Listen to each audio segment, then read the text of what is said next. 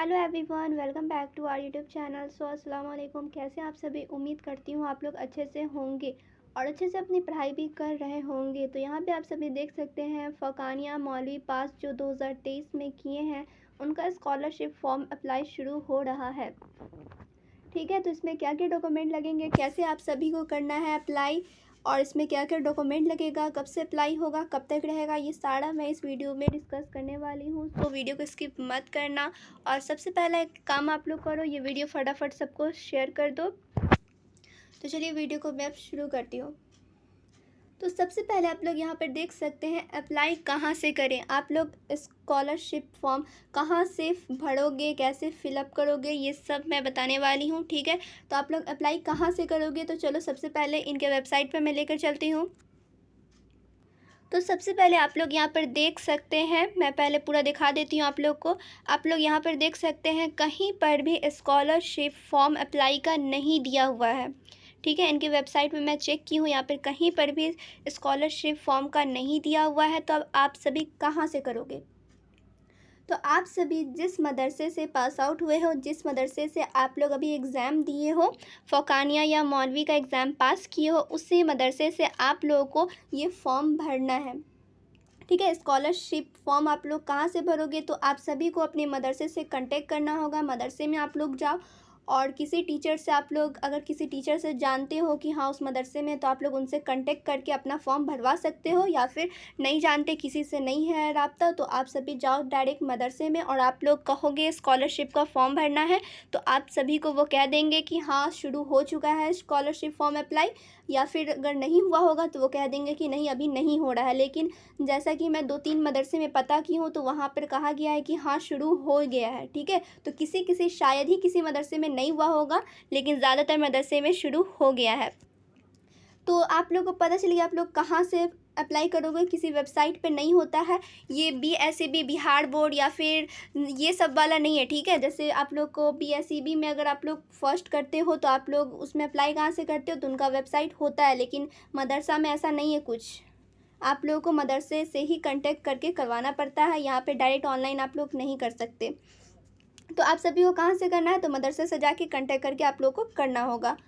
अब आप सभी को सवाल ये है, इसमें क्या क्या डॉक्यूमेंट लगेगा। ऐसे आप लोग मदरसे में जाओगे तो आप लोग पूछ लोगे कि स्कॉलरशिप अप्लाई शुरू हुआ या नहीं, वो बता देंगे। हाँ अगर हो गया है तो वो बता देंगे। आप लोग पूछ लेंगे उसमें कि क्या क्या डॉक्यूमेंट लगेगा और कौन सा डॉक्यूमेंट लगेगा, तो वो लोग पूरे अच्छे से बता देंगे। लेकिन यहाँ पर मैं बता दे रही हूँ, यहाँ पर आप सभी का जो भी फ़ौकानिया और मौलवी का डॉक्यूमेंट होगा, जैसे आप सभी का सर्टिफिकेट हो गया, मार्कशीट हो गया, ठीक है, और bank detail, photo, Aadhaar card का, ये सब कुछ लगता है। ऐसे आप लोग मदरसे में पता करोगे तो वो सब कुछ अच्छे से बता देंगे कि हाँ आप लोगों को क्या क्या लेकर आना है। लेकिन मेनली यहाँ पर आप सभी का फ़ौकानिया, अगर आप लोग का अगर फ़ौकानिया का अप्लाई करने वाले हो तो मार्कशीट लगेंगे, सर्टिफिकेट लगेंगे, आधार कार्ड लगेगा, उसके बाद फ़ोटो आप सभी को लगेंगे और बैंक डिटेल, जैसा कि बैंक डिटेल भी आप सभी को देना पड़ता है वहाँ पे, पासबुक का फ़ोटोकॉपी। ठीक है, ऐसे वो बता ही देंगे क्या क्या लगेगा। यहाँ पे ऐसे आप लोगों को जानकारी के लिए मैं बता दी हूँ, ये सब डॉक्यूमेंट लगते हैं। तो चलिए ये तो क्लियर हो गया अप्लाई कहाँ से करें। तो अप्लाई आप लोगों को कहाँ से करना है, तो अप्लाई आप सभी को मदरसे में जाकर पता करके करना होगा।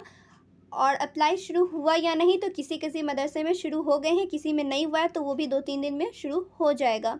डॉक्यूमेंट में क्या क्या लगेगा, तो डॉक्यूमेंट भी मैं आप सभी को बता दी हूँ।